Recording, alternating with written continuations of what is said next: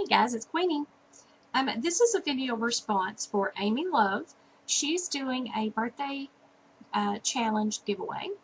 Now she doesn't want us to actually send her anything. What she's looking for is for us to make her a tutorial or a process video showing her the process in making a card. And she's looking for inspiration and guidance to help her with her own card making. So what I thought I would do was go ahead and show you my process of making backgrounds for my cards. I use a lot of my own backgrounds when I make my cards. I use a jelly plate for that. Now I know a lot of you guys don't have one. You don't have to have a jelly plate. You can make one for yourself. All you have to do is go on YouTube and type in, homemade jelly plates. And there's tons of videos out there to show you how to do that. You also can do just a flat surface as long as it's a non-porous. You can use just a piece of glass. You can use just a piece of plastic. Anything will work, quite honestly, as long as it's a flat surface and it's non-porous. So I'm using a 6x6 jelly plate right now, and what I'm going to do is I'm just going to go ahead and do a few prints. I'm going to allow those to dry, and then I'm going to come back and go through the process of using that background for my card. So I'm going to go ahead and just lay down some color. I'm going to go ahead and use just this really cheapy craft paint, and this is in a purple color. I'm just going to lay down just a little bit. You don't have to use a bunch of paint on these. Then I'm also going to use this teal color in this cheapy paint.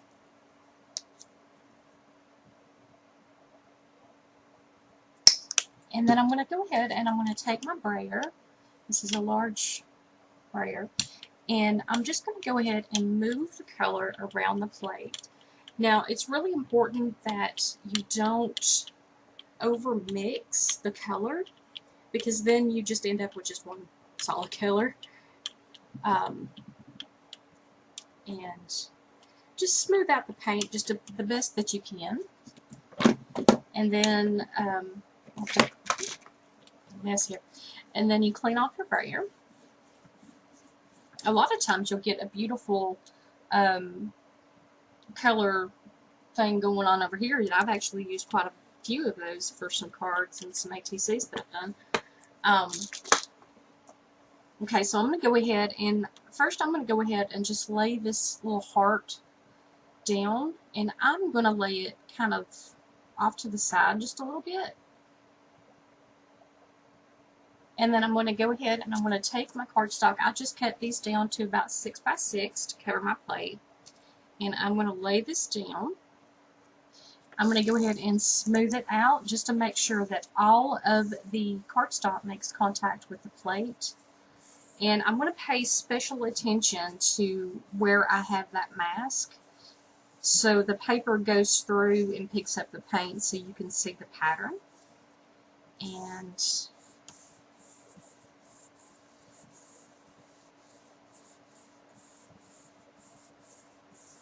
okay, I'm going to go ahead and I'm going to lift this up, and here's my print. So I'm going to go ahead and I'm going to let this dry, and then I'll come back to it and do a little bit of embellishing, and then I'll use it as a background for my card. So now you still have this mask here in paint underneath.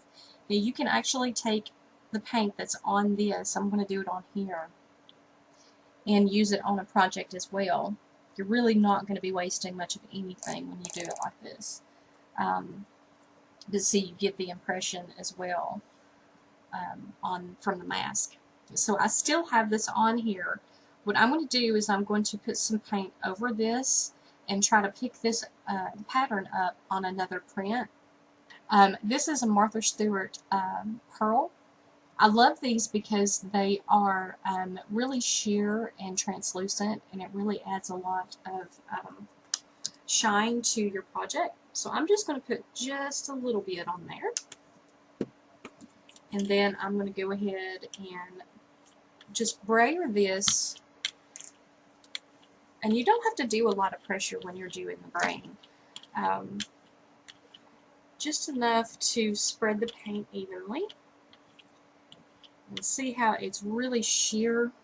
And I'm going to actually go over my clean off over here, and then I really start to get some pretty coloring right here. So I probably will end up using this for something. So I have this. I'm going to go ahead and I'm going to take another piece of cardstock. And I'm going to try to lay it down as evenly as I can. I didn't cut these exactly right from the to the 6 by 6. So there might be just a little bit where I'll get paint on my hands, but I'm okay with that. So, okay. Go ahead and pick this up. And there's my second print. Okay, so my prints are dry now. So I went ahead and did one.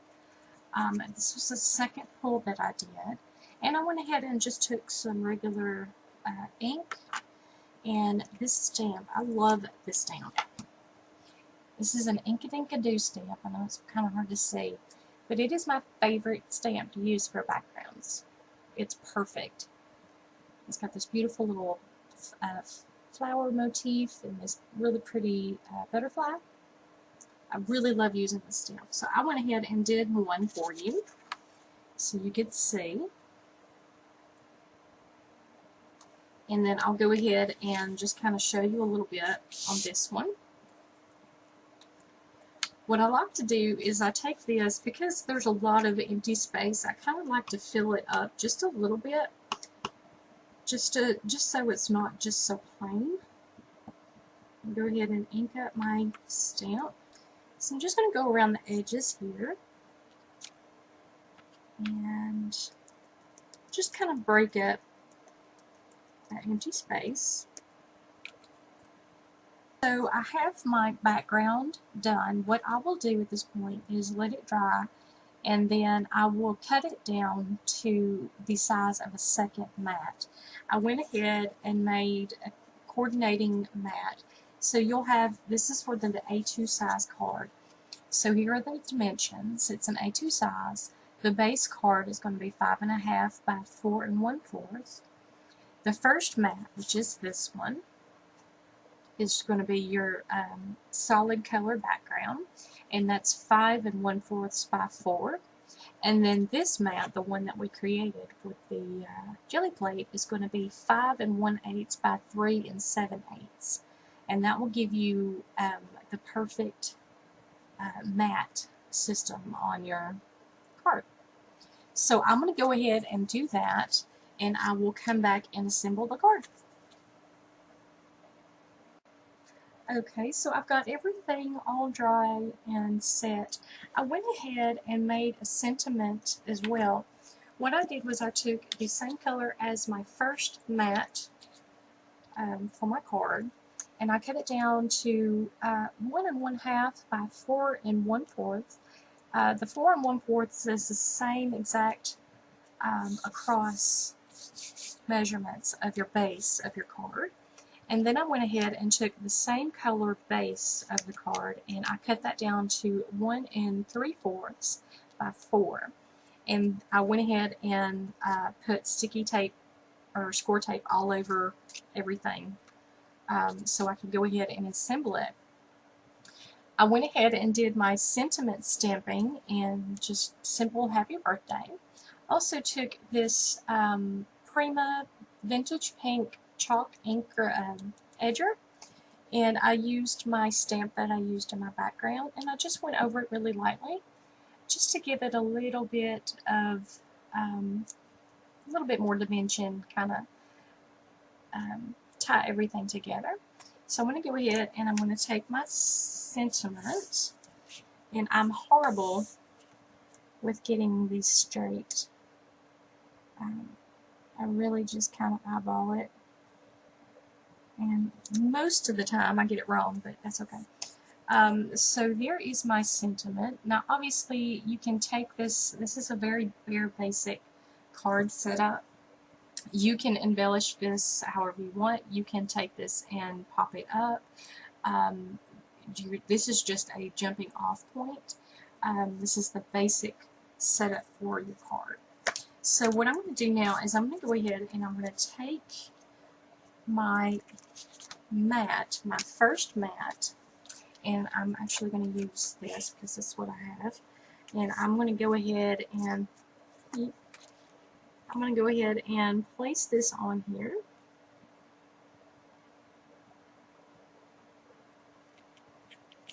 I'm horrible at lining these up. Yeah, I did a horrible job with lining that up. Horrible, but that's okay. I'm going to go ahead and take my pattern paper and go ahead and put that on there. So there is your base of your card, your A2 size card. And what I like to do with my sentiments is, I play around with it. It really just depends on what your pattern is. You can take it and put it sideways. You can put it up here. You can put it down here. It's just whatever you choose to do. I'm actually going to take it and put it kind of like this. And I'm just going to put just a little bit of sticky on there. Now, like I said, you can pop this up. You can do whatever you would like to with it. I just don't have any pop dots. I am out. And then I'll take my sentiment and kind of line it up